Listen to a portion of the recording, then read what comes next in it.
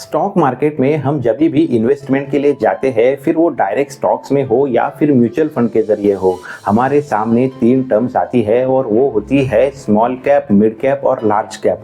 आखिर ये क्या है और आपके लिए कौन सा सही है?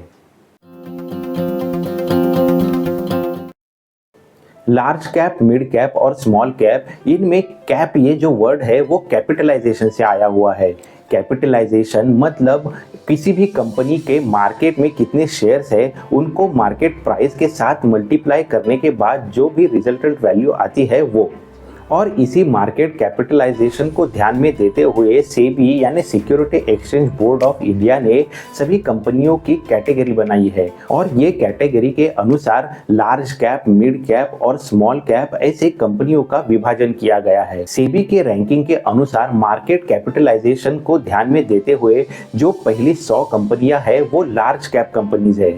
उसके बाद 101 से लेके 250 रैंक पे जो भी कंपनियां आती है वो सब मिड कैप वाली कंपनियां हैं और 251 ऑनवर्ड जितनी भी कंपनियां हैं वो सब स्मॉल कैप कैटेगरी में आ जाती है। सेबी इसी कैटेगरी को हर 6 महीने बाद पीरियोडिकली रिव्यू भी करता रहता है और उसी के अनुसार ये रैंकिंग भी बदलती रहती है। अभी ये कैटेगरी के अनुसार अगर लार्ज कैप वाली कंपनियों पे हम ध्यान दें तो हमें नज़र आता है लार्ज कैप की कंपनियां जो होती है वो ब्लू चिप कंपनी होती है। ये कंपनियां अभी तक अपने मार्केट में खुद का स्थान इस्टेब्लिश कर चुकी होती है, तो एक वो स्टेबल प्रॉफिट बनाती रहती है और इसी के लिए मार्केट में होने वाले उतार चढ़ाव का इनके ऊपर काफ़ी कम असर होता है। साथ ही में ये ऐसी कंपनियां होती है जो अभी काफ़ी एक ग्रोथ लेवल पे पहुंची होती है। तो देखो, कोई भी कंपनी हो, उनका जो भी प्रॉफिट होता है उनको फिर से यूटिलाइज करने के लिए दो रास्ते होते हैं। एक तो वो खुद के ग्रोथ के लिए यूज़ करे या फिर इन्वेस्टर्स में को ये प्रॉफिट में हिस्सेदारी दे। अभी जैसे ही ये कंपनियां एक सर्टेन लेवल पे पहुंची हुई होती है तो इनका जो भी प्रॉफिट होता है वो ये इन्वेस्टर्स को बांटने में भी ज़्यादा ध्यान देती है और इसी को डिविडेंड भी कहते हैं। इसीलिए ये कंपनी डिविडेंड पेइंग कंपनियां होती है। अगर रिस्क की बात करें तो ये कंपनियां मार्केट में एक स्टेबल पोजीशन पे होने के वजह से इनसे एसोसिएटेड रिस्क होता है वो काफ़ी कम होता है। तो जैसे रिस्क कम है उसी तरीके से ये अपना प्रॉफिट ग्रोथ भी एक स्टेबल और स्टेडी तरीके से देती रहती है। अभी मिड कैप कंपनियों की तरफ मुड़ते हैं तो हमें ये समझ में आएगा सेबी के रैंकिंग के अनुसार 101 से लेके 250 रैंक तक जितनी भी कंपनियां हैं वो सभी मिड कैप कैटेगरी की कंपनियां हैं। अभी ये कंपनियों में इन्वेस्टमेंट कोई करना चाहे तो इसे ये ध्यान में देना होगा कि इससे जो भी रिस्क एसोसिएटेड है वो लार्ज कैप से कंपेयर करें तो ज़्यादा है और ये कंपनी में ग्रोथ पोटेंशियल कंपैरेटिवली ज़्यादा ही दिखता है और इसी के लिए इनका जो भी फोकस होता है वो ग्रोथ पे होता है, तो डिविडेंड पेइंग पे इनका ज़्यादा फोकस नहीं होता।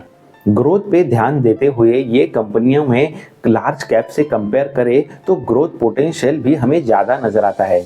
अभी आगे अगर स्मॉल कैप की तरफ मुड़ते हैं तो हमें नज़र आएगा सेबी के रैंकिंग के अनुसार 251 ऑनवर्ड जितनी भी कंपनियां हैं वो सभी स्मॉल कैप कैटेगरी में आ जाती है और स्मॉल कैप कैटेगरीज की कंपनियां मार्केट कैपिटलाइजेशन के हिसाब से काफ़ी कम कैपिटल के साथ होती है, तो फिर वो काफ़ी छोटी कंपनियां होती है जिनके पास ग्रोथ के लिए बहुत ज़्यादा पोटेंशियल होता है, लेकिन उसी के साथ उनके ऊपर रिस्क भी ज़्यादा एसोसिएटेड होती है और ये ऐसी कंपनियां होती है जिनके ऊपर मार्केट के उतार चढ़ाव का सबसे ज़्यादा असर देखने मिलता है। साथ ही में ग्रोथ पे ध्यान देने वाली ये कंपनियां डिविडेंड पे कम ही फोकस देती है।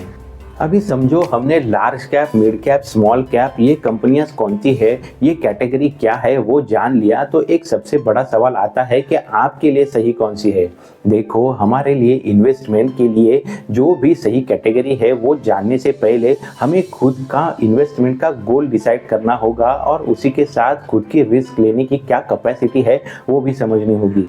अगर कोई लो रिस्क के साथ एक स्टेबल ग्रोथ चाहता है, रेगुलर डिविडेंड चाहता है, तो वो लार्ज कंपनियों के साथ ज़रूर जा सकता है।